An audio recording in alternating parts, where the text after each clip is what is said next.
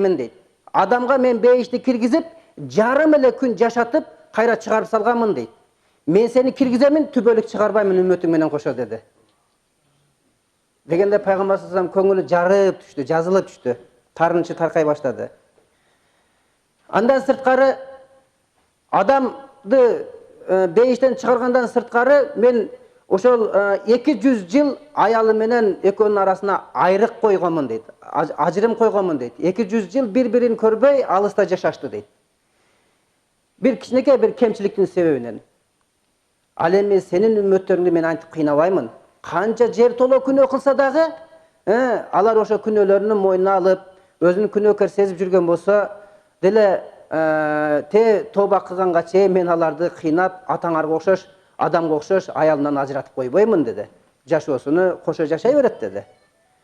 Дегенде пайгамбар саллаллаху алейхи бир кыйла жазыла түштү. Анда эмесе Идрисчи деди. Идристи өтө бир жогорго көтөрүп койдуң.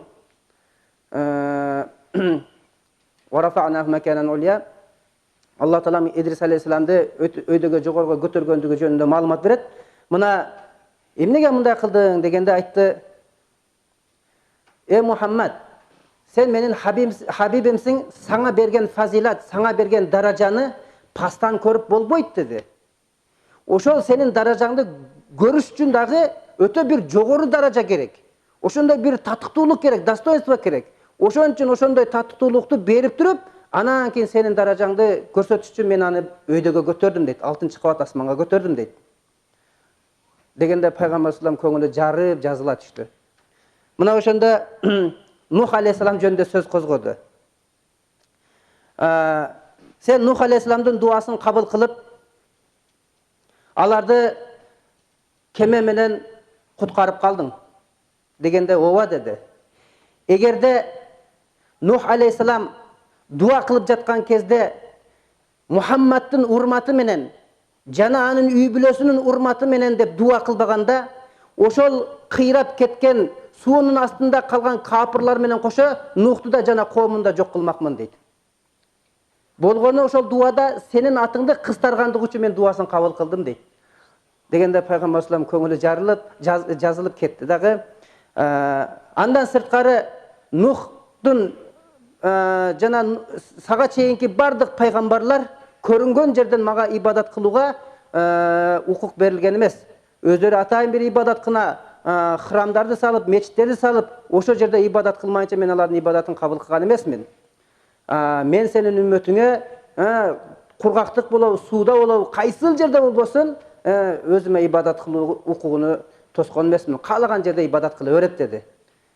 Суу жокто ошол кургак топурагын деле, ташын деле даарат кылып, намаз окуй берсе кабыл кыла беремин деди. Дегенде пайгамбар саллаллаху мага артыгы менен берген экен деп сүйүнүч пайда болду көңүлүндө.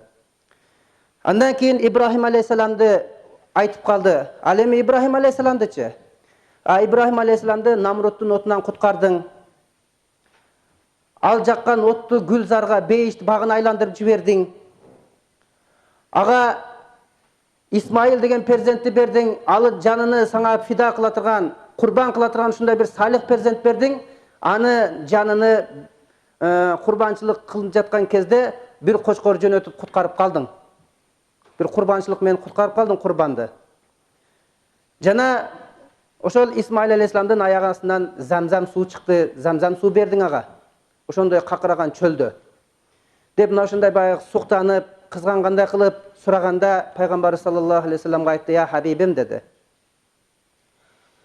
Агар ошол Ибрахим Намрут ыргытып жаткан дозокто сенин нуруң болбогондо, анын белинде Намруттун отунда күйүү эле жок болмок, ошол эле халак болмок дейт. Лекин сенин нуруңдун берекети менен ошол жер гүлзарга бейиш багын айланды дейт. Бул дагы сенин шарапатыңан дейт. Анын бир касиети болгондуктан эмес дейт. Ал эми баласыны болсо замзам чыгарган себеби туура. Ал ошончолук муктаж болуп, мен энесине ачынып бердим.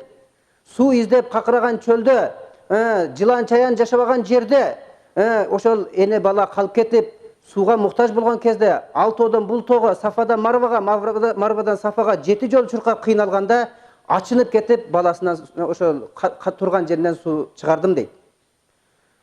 Замзам деген сөз өзү негизи токто деген сөз экен. Алыстан көрүп калып, Хажар энебиз баласын ушундай суу өйдө көтөрүп баратканын көрүп калып, баласынан ажырап калбайын деп, Замзам, токто десе, жанагы суу улам айтылган сайын ылдыйлап баласыны жерге түшүргөн экен. Болбосо Исмаил алейхиссалам 7-чи кабат асманга чейин көтөрмөк экен эле ошол суу. Ан мен Исмаилга ошол Замзамды берген болсом, мен сага Кавсар сууну бербейдимби деди. Ал эми баласыны болсо өлүмдөн куткарып калыш үчүн бир кочкор жөнөттүң деп кичине таарынч билдирип жатасың. Туура, сен сүйүнө бер. Мен анын баласыны кочкор берип, бир өлүмдөн куткарган болсом, сенин үммөтүңдү куткарыш үчүн ар бир үммөтүңө яхудилер менен христиандарды фида кыламын деди, курбан кыламын деди. Дозокко ошолордун үммөтүңдүн ордуна ошолорду ыргытамын деди. Мына ошондо пайгамбар салам көңүлү жазылып кетти. Кезек келип Муса алейхиссаламга жеткенде, Мусага түздөн түз сүйлөдүң, Мусага Тоурат бердиң, ал Тауратта бүт бардык тагдыр баян этилген дегенде, туура айтасың деди. Мусага дагы мен сүйлөгөнүмдө себеби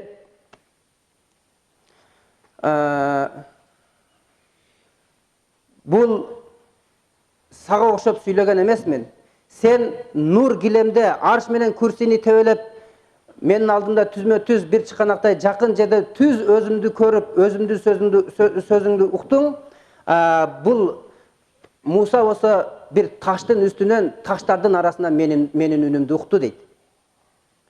Бул экөө такыр бири-биринен башка нерсе деди.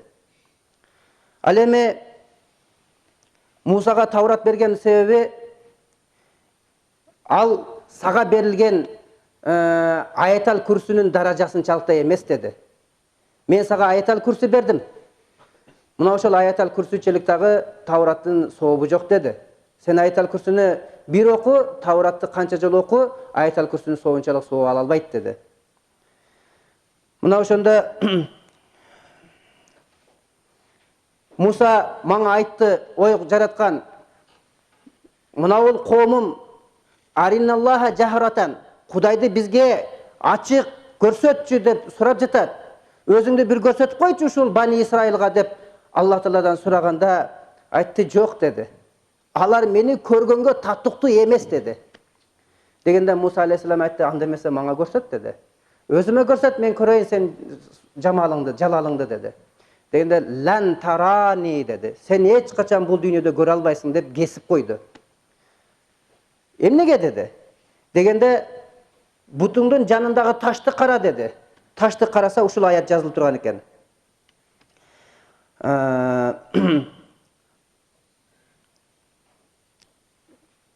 Вала тaqrabu малал ятим илля биллати хия ахсан. Сен жетимдин малына кол салбагын, жетимдин малына көз артпагын деп. Мындайча айтканда, Аллах Тааланын жамалы түздөн түз көрүш пайгамбарыбыз саллаллаху алейхи вассаламга ишарат кылып жатат. Жетим дегенде максат пайгамбарыбыз саллаллаху алейхи вассалам экен.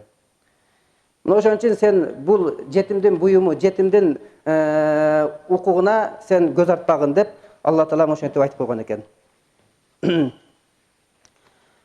Иса алейхиссаламга кезек, Давуд алейхиссаламга кезек келди. Мына Давудка темирлерди ийип бердиң. Ага ушундай бир бала бердиң. Чыгыш батыш түштүк түндүккө жин шайтандарды баардыгын башкарып, ушундай бир күчтүү падышага айланды деди. Жер бетинде бир дагы пендең мындай күчтүү падыша болгон эмес, Сулаймандай дейт. Дегенде ооба деди. Мен Давудка темирди ийип берген болсом, мен сага ушундай темирден да каттык болгон пенделердин жүрөгүнө ийип беремин деди. Агерде Умар разияллаху анхун жүрөгүнү сыртка чыгарып туруп, жаратылыштагы эң каттык нерсе менен чабыштыра турган болсо, Азирет Умардын жүрөгү ошону талкаламагыла деген сөздөр бар, урматтуу жамаат. Ошончолук каттык жүрөктү Аллах Таала эмне кылды? Пайгамбар саллаллаху алейхи ийип берди. Ал эми Сулайман алейхиссаламга ошондой жин парилерди, дөөлөрдү берген экен армия кылып. ал ошондой болсо дагы эч кандай сен жеткен ийгиликке жеткен жок, жеңишке жеткен жок. Мен сага ушундай периштелерди жардамчы кылып жөнөтөмүн, аз гана санда туруп алып, канча деген өзүңөрдөн эсе көп кафырларды жеңесиңер дейт. Буга Бадир согушу далил экен, урматтуу жамаат. 200 сахаба, 2000ден ашык кафырларды жеңген. Алла Тааладан жардам келип, периштелер келип, атчан периштелер, боз атчан. Мына ошондон кийин Иса алейхисаламга кезек келди. Исаны осо өзүңдөн таза Рухул Кудус, ыйык рухуң менен аны сыйлап, кубаттап, көрлөрдү көрө турган кылып, укпагандарды угуза турган кылып, өлүп калгандарды тилте турган жакшы бир касиет бердиң го деди. Дегенде туура деди. Исага мен ошондой касиет бердим. Бирок Иса өлүп калган денелерди тирилткен болсо, сенин хидаятың өлүп калган жүрөктөрдү тирилтирет деди. Мен сага ошондой хидаят беремин деди. Ошондо пайгамбар салам айтты, Давудка Забур бердиң, Исага Инжил бердиң дегенде, ооба деди. Мен ага ошондой ыйык китептерди бердим. Сага болсо ошол Давудтун Забуруна тетии турган, барабар боло турган Ан'ам сүрөсүн бергенмин деди. Кимде ким Ан'ам сүрөсүн окуган болсо, Забурду 10 жолу окугандан соо артыгыраак болот деди. Ал эми Исага берген Инжил Ихлас сүрөсүнчөлүк да жок сообу деди. Кимде ким Ихласты окуган болсо, Инжилди эсе көп окуган болуп калат деди. Мына ошентип, урматтуу жамаат, пайгамбар саллаллаху алейхи вассаламга берилген фазилат, даражаттар эмне үчүн айтылат? Мисалы, сизге бирөө таарынып келсе, сиз айтасыз: "Эй, андай дебе, ал сага мындай жакшылык кылган, тигиндей жакшылык кылган, мындай кылган, тигиндей кылган" десе, анан секи суунуп чөйсө, аны менен жакшы боло баштайсыз. Качан жакшылыкты айтылса, сиз аны менен жакшы мамилеге көчө баштайсыз. Таарынып келсеңиз дагы. Мына ошондой эле Аллах субханаху ва таала ошондой пенделердин бардыгына өзүнүн берген жакшылыктарын айтканда максат жаратуучу менен мамилебизди жакшы кылуу экен максат. Иншалла Аллах таалам бардыгыбызга ушул илим мажлистеринен ушундай жакшы Аллах таала менен жаратуучу менен мамилебизди жакшы көрүнүшкө өтүшүнү тилейбиз. Анда эмесе ушул маегибизде иншалла жыйынтыктайбыз. Ва ахири дa'wana анилхамдулиллахи rabbil alamin.